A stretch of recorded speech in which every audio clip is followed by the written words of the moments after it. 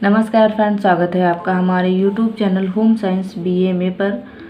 Friends, आज हम देखेंगे इस वीडियो में BA सेकेंड सेमेस्टर का यूनिट नंबर 2। इसमें हमें पढ़ना है ऊन के बारे में पढ़ेंगे। ऊन क्या होता है, इसका इतिहास क्या रहा है, तंतुओं की रचना व विशेषताएं देखेंगे, इसकी क्या विशेषता होती है तथा ये हम किस मौसम में प्रयोग करते हैं। इतना तो नॉर्मल सभी जानते हैं, लेकिन इसके बनाने की प्रोसेस के बारे में हम देखते हैं कि किन किन प्रोसेस से एक बाल से हमें एक वस्त्र कैसे बनाया जाता है। इसमें हम देखते हैं इसके जो तंतुओं की प्राप्ति होती है, ये जानवरों के शरीर पर जो बाल पाए जाते हैं उससे होती है। जो बाल पशुओं के शरीर पर ठंड, धूप, गर्मी आदि से रक्षा करने के लिए उत्पन्न होते हैं। बहुत प्राचीन काल से ही मनुष्य जो था अपने भोजन के लिए शिकार किया करते थे तथा जो जानवर मर जाते थे उनके शरीर के जो खाल होते थे उनको साफ करके पहनने के लिए प्रयोग करते थे तथा कुछ समय पश्चात जानवरों के शरीर पर से बाल उतार कर उन्हें जमा कर बट कर उनसे बुनाई करके वस्त्र निर्माण का कार्य किया जाना प्रारंभ किया गया। जैसे जैसे मनुष्य को ज्ञात होना गया, बस जैसे जैसे जानकारी होती गई वैसे वैसे मनुष्य आगे बढ़ता गया। तो सबसे पहले उन्होंने जानवर का मांस खाना प्रारंभ किया, फिर उनका खाल पहनना प्रारंभ किया। अब उनके बालों से कैसे एक रेशे का निर्माण किया जा सकता है, आगे देखते हैं। यूरोप में 13वीं शताब्दी से सबसे अच्छा जो ऊन होता था, जिसे मेरिनो ऊल कहा जाता था, वह स्पेन में निर्मित किया जाता था। भारत अपने यहाँ के निर्मित जो ऊन है, वस्त्र हैं, वह कंबलों के लिए प्राचीन काल से ही ख्याति प्राप्त है। कश्मीर का बना पश्मीना शाल संसार में एक आश्चर्यजनक वस्त्र माना जाता है। यह शाल अत्यंत बारीक व हल्के होते हैं, परंतु इसमें अत्यधिक गर्मी रहने का गुण विद्यमान होता है तथा महाभारत में भी इन शालों व दुशालों का वर्णन किया गया है। तो जो भारत में पश्मीना नामक शाल कश्मीर में बनाया जाता था, वह बहुत ही अद्भुत वस्त्र माना जाता था क्योंकि वह बहुत हल्के होते थे, उसमें बहुत ज़्यादा गर्मी होती थी। भारत में निर्मित किए गए कश्मीरी पश्मीने, नमदा, गामा, गर्म चद्दर, कोट, शहतूरन आदि अब भी विदेशों में पसंद किए जाते हैं। ऊन प्राप्ति के साधन देखते हैं। प्रायः सभी ऊन जो होता है भेड़ों से प्राप्ति किया जाता है, लेकिन कुछ प्रकार के ऊन जैसे घोड़े, ऊंट, खरगोश, मृग, बकरी व लोमड़ी इत्यादि से भी प्राप्त किया जाता है। मेरिनो जाति की भेड़ से प्राप्त उत्तम व सर्वोत्तम प्रकार की होती है ऊन। आवश्यक मात्रा में ऊन प्राप्त करने के लिए काफ़ी श्रम व समय की आवश्यकता होती है। कभी कभी तो एक कोट बनाने के लिए लगभग 40-40 पशुओं से प्राप्त ऊन भी कम पड़ जाता है। तो इस तरीके से इतने सारे ऊनों की आवश्यकता होती है। उसके बाद विश्व का जो सबसे महंगा ऊन होता है वो विक्यूना नामक पशु की खाल से प्राप्त किया जाता है। उसके बाद नीचे कुछ जानवर दिए गए हैं जिनसे ऊन प्राप्त किया जाता है। जैसे कश्मीरी बकरी हो गई, तो आप इस तरीके से देख सकते हैं। कश्मीरी बकरी हो गई, अंगोरा बकरी हो गई, उसके बाद अंगोरा खरगोश हो गया, लामा हो गया, अल्पाका हो गया। ये आप देख सकते हैं, चित्र बना हुआ है। उसके बाद ऊन हो गया। तो ये कुछ जानवर थे जिनसे रेशे प्राप्त किए जाते हैं। उसके बाद ऊन का निर्माण देखते हैं कैसे कैसे किया जाता है। सबसे पहला काम जो किया जाता है, भेड़ों पर से ऊन काटना या बाल उतारना। सबसे पहले क्या किया जाता है कि भेड़ों पर से बाल उतारा जाता है। उसके बाद उसकी छटाई की जाती है। जैसे भेड़ों पर से शरीर पर से ऊन उतारने के बाद उसको जैसे दृढ़ता, लचीलापन, रंग, लंबाई व किस्म के अनुसार अलग अलग छाट लिया जाता है। जो जिस हिसाब से बाल रहता है उससे उसी उत्तम प्रकार का वस्त्र बनाया जाता है। उसके बाद धोना व कार्बनीकरण करना। जब बाल हमें प्राप्त की हो जाते हैं तब उनको साफ़ सुथरे वस्त्रों में साफ़ सुथरे पानी में धुला जाता है तथा साबुन वाले व गर्म पानी में घोला जाता है ताकि जो उसमें गंदगी होती है वो साफ़ हो जाए। उसके बाद उसको सुखाया जाता है। उसका जो सुखाने का तापक्रम होता है वो सामान्य ही होता है, क्योंकि सुखाते समय इस बात का ध्यान रखा जाता है कि एकदम ना सूख जाए। एकदम से सूखने के बाद वो क्या हो जाता है, कड़ा हो जाता है तथा वह टूटने लगता है, निम्न किस्म का रेशा हो जाता है। इसीलिए गीली अवस्था में ही रहने दिया जाता है। उसके बाद चिकना करने के लिए उस पर कुछ परिचर्याएँ की जाती है और कुछ वस्तुओं का प्रयोग किया जाता है, जैसे चिकना करने के लिए जैतून का तेल, सूअर की चर्बी या ग्लिसरीन आदि लगाकर 2 सप्ताह तक रख दिया जाता है। उसके बाद उसकी रंगाई की जाती है। ऊन को यदि रंगना है तो इसी अवस्था में ही रंग लिया जाता है। उसके बाद क्या है, धुनाई करना। धुनाई में कार्डिंग की प्रक्रिया में करने से पूर्व यह तय कर लिया जाता है कि ऊनी रेशा को किस प्रकार के वस्त्र बनाने हैं। ऊनी रेशा बनाना है या वस्टेड वस्त्रों का निर्माण करना है। उसके बाद जब यह निश्चित कर लिया जाता है तो उसी हिसाब से उसको किया जाता है। जैसे ऊनी वस्त्र बनाने के लिए रेशों को बड़े बड़े रोलर्स से गुजारा जाता है, जिनके तार के लंबे दांत लगे रहते हैं, तथा वस्टेड बनाने के लिए एक विशेष प्रकार की कार्डिंग की जाती है ताकि रेशे पूरी तरह से बराबर हो जाएं। उसके बाद कंघी करने की प्रक्रिया की जाती है। कंघी करना मतलब समतल करना। केवल उन्हीं वस्त्रों पर कंघी की जाती है जिन्हें वस्टेड बनाना हो। कंघी करने के लिए बड़े बड़े रेशे समांतर अवस्था में होते हैं, जबकि छोटे छोटे रेशे व अशुद्धियाँ धुलाई की कड़ स्वतः ही झड़ जाते हैं। उसके बाद है खींचना।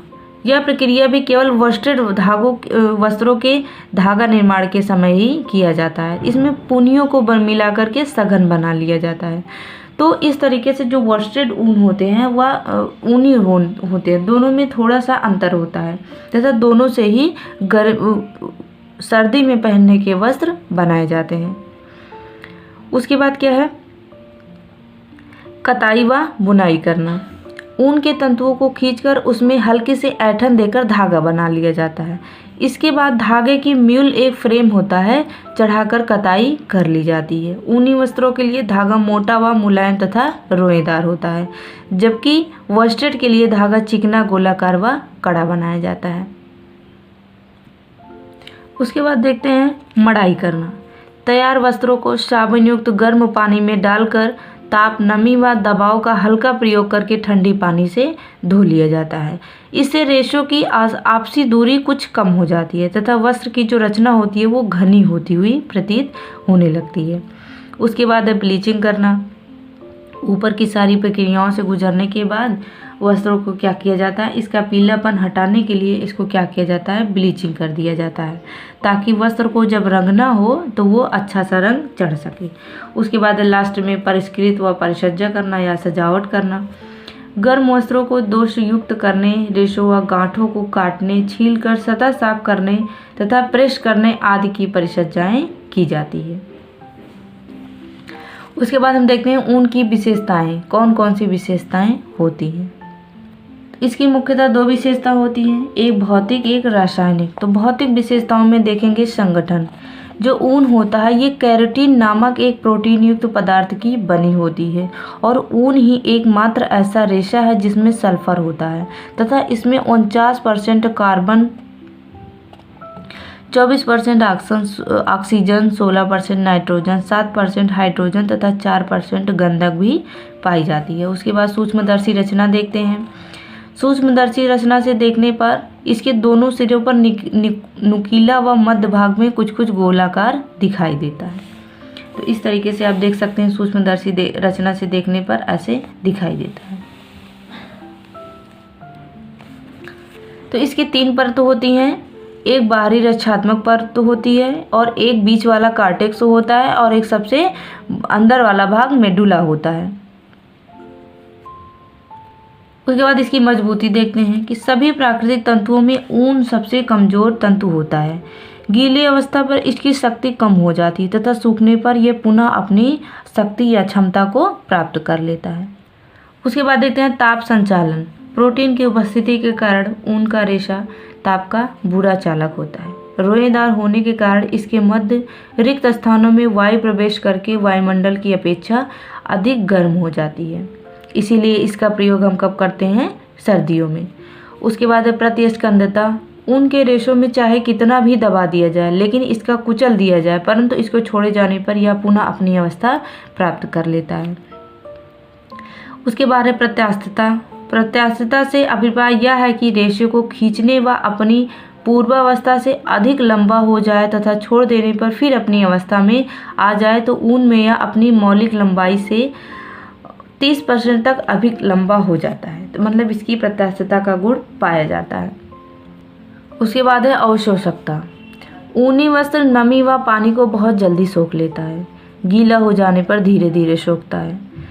आगे देखते हैं रगड़ का प्रभाव। गीली अवस्था में ऊनी तंतु कमजोर हो जाते हैं, अतः ऐसी अवस्था में कपड़ों को धोते समय रगड़ना नहीं चाहिए, नहीं तो वे क्षतिग्रस्त होकर नष्ट होने लगते हैं। उसके बाद है सिकुड़ना। ऊनी वस्त्र गीली अवस्था में सिकुड़ जाते हैं, इसीलिए उन पर सिकुड़न प्रतिरोधक परिचर्याएं की जाती है ताकि उस पर कुछ मजबूती आ सके। उसके बाद है सूखे ताप का प्रभाव।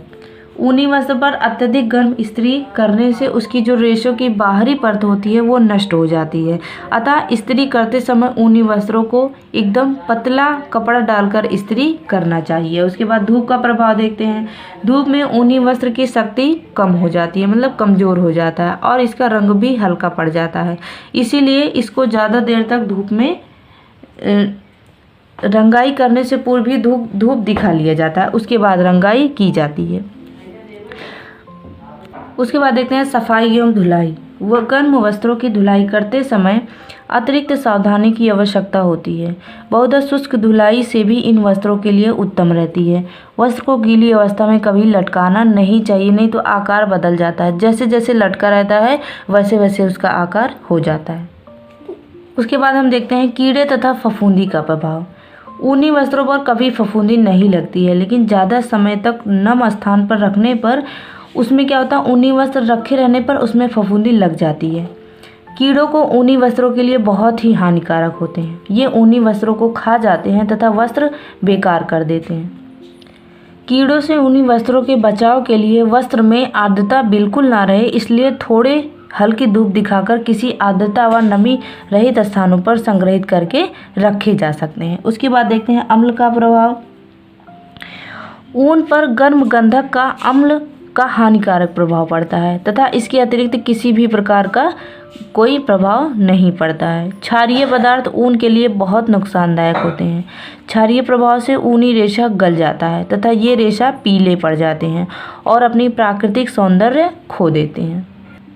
उसके बाद है रंगों के प्रति सादृश्यता। ऊनी वस्त्र रंगों के प्रति अधिक सादृश्य होते हैं। इन्हें क्रोम रंगों से अधिक अच्छा रंगा जा सकता है क्योंकि यह रंग पक्के एवं एक समान चढ़ते हैं। उसके बाद है फेल्टिंग मतलब जो पिघला करके किसी आकस्मिक हलचल, घर्षण व दबाव आदि के कारण ऊनी रेशों की ऊपरी परत में स्थित जो सल्क होती है फूटकर मुड़ जाती है तथा आपस में फंस जाती है। इस प्रकार कपड़ा सिकुड़कर जम जाता है। इसी अवस्था को फिल्ट स्टेज कहा जाता है। ऊन में फेल्टिंग का यह अद्भुत गुण विद्यमान होता है। इस विशेषता का प्रयोग फेल्ट विधि द्वारा ऊनी वस्त्र बनाने में किया जाता है। तो इस तरीके से आपने पूरा प्रोसेस देख लिया कि एक भेड़ों के बाल से कैसे एक हम ऊनी वस्त्र बना सकते हैं। तो वीडियो को पूरा देखें, पसंद आए तो लाइक शेयर सब्सक्राइब जरूर करें। वीडियो देखने के लिए धन्यवाद।